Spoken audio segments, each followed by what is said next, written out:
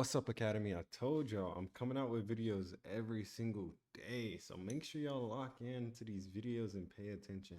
All right, today we're going to talk about how to find some day trade setups. I think this is going to be a good one because some of you guys like to trade every single day. Y'all know me, I don't trade every single day, so this is going to be good for you. And overall, I feel like when you're building a small account, you need to focus on day trades anyways to build up your account. And then you'll be able to take some good swing trades, hold some trades, and then make the most profit off of it. Cause like, let's say if you start off with a, $500 account, yeah, you can swing it and get maybe up to 2 bands. That's good money.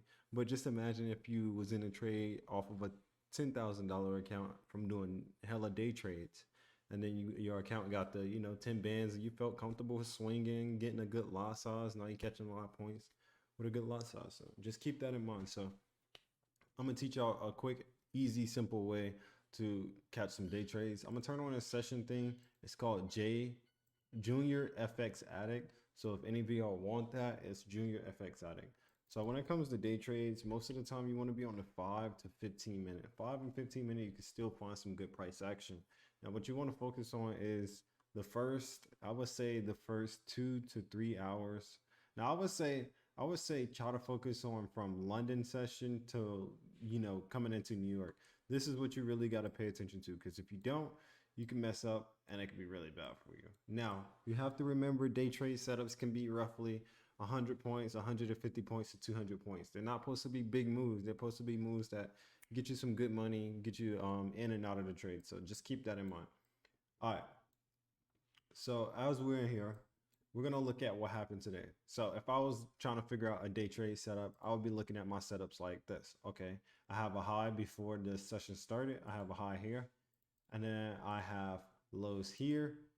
We can really do this one. This is where the trend ends. I have lows here, right? And this is what I'm looking at coming into the session, right? So as we come into the session, let me just back it up. As we come into the session, this is how we should be looking at it. All right, price didn't break a high or a low yet, so we gotta wait till price breaks either one or the other. Now, in this case, you need to be waiting for these candles close. So if you don't wait for the candles to close, you could be fucked. So let's just go ahead and break this down. Since we already know that it went down, let me explain what you would do in this scenario. All right. In the scenario, you'll be looking to take sales due to the fact that price is now breaking and closing under a low. You can target this now as your next low area or a next support level. And then you can target this down here, which is another support level. So you can target both of these areas. Now, how you would risk is basically doing 50 points to 100 points, but just keep in mind that you're not catching a 500 point move. You're just catching a quick 100 points. So in all honesty, you would probably do around like 50 points. If you can come up to this high, you will. Most of the time, I love putting my stop loss above the highs, and then I'll be targeting the lows. Now, the thing is, when it comes to like just trading price action in general, most of the time you wouldn't even need the risk that you're like the 50 pip risk, the 50 point risk that we have.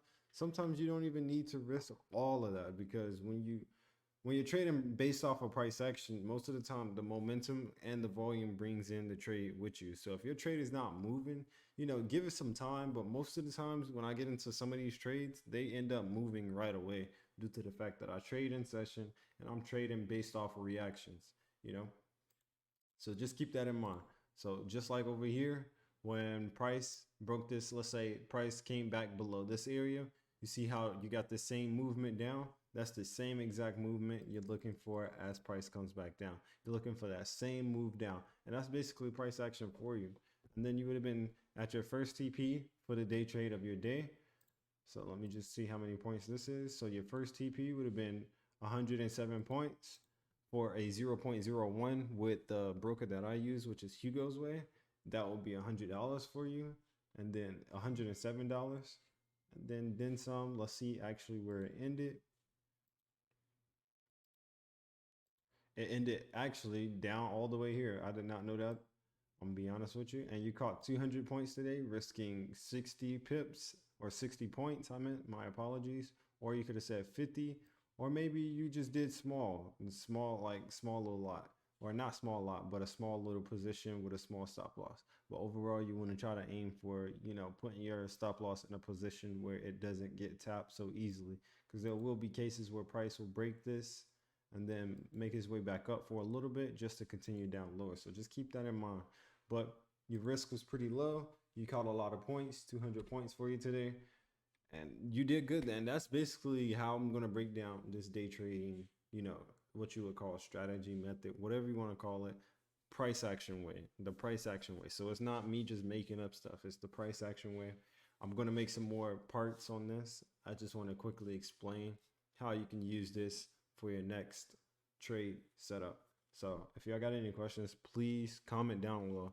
Please, please, please comment. Let me know. Give me some feedback. Great video. Please give me everything so I can see if I need to continue to make videos like this. Please let me know.